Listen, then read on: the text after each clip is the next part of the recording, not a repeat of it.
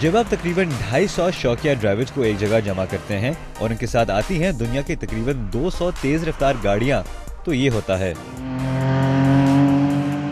Porsche club of America की दो बुनियादी शराइत हैं। पहली ये कि आप एक पोर्श के मालिक हों और दूसरी शर्त थोड़ी सस्ती है, यानी फीस की अदायगी। मेंबर बनने के लिए फीस $46 सालाना है। ये हैं Manny Albin, Porsche club of America के प्रेसिडेंट।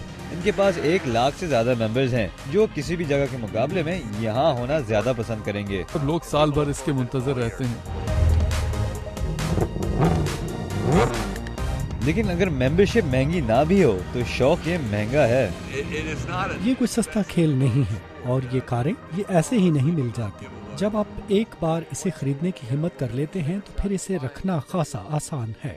खास तौर पर इसलिए कि क्लब के मेंबर्स अपनी गाड़ियों पर मिलकर काम करते हैं और अक्सर ये कहते हैं कि सबसे मजे का काम यही है। यहाँ आना मिलने जुलने का बहाना है। यहाँ हमारे बहुत से अच्छे दोस्त हैं।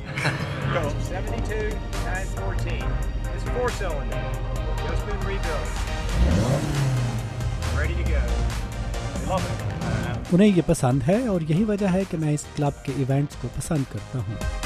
मैनी एल्बिन कहते हैं कि अगरचे ये रेस ट्रैक है, ये कार रेसिंग नहीं है, बशर्ते ये कि आप अपनी कार सही सलामत घर ले जाने में कामयाब हो जाएं। और कई घंटों तक रेस के बाद शाम होने पर क्लब के मेंबर्स एक दूसरे से एक और चीज शेयर करते हैं। इस रेस का सबसे अच्छा पहलू ये है कि हम कल यहाँ वापस आ सकते हैं। तेज गाड़ियाँ, तेज रेस ट्रैक और पक्के दोस्त, वीकेंड गुजारने का बेहतरीन रास्ता। अरश अरब असादी के साथ रजा नकवी, उर्दू VOA।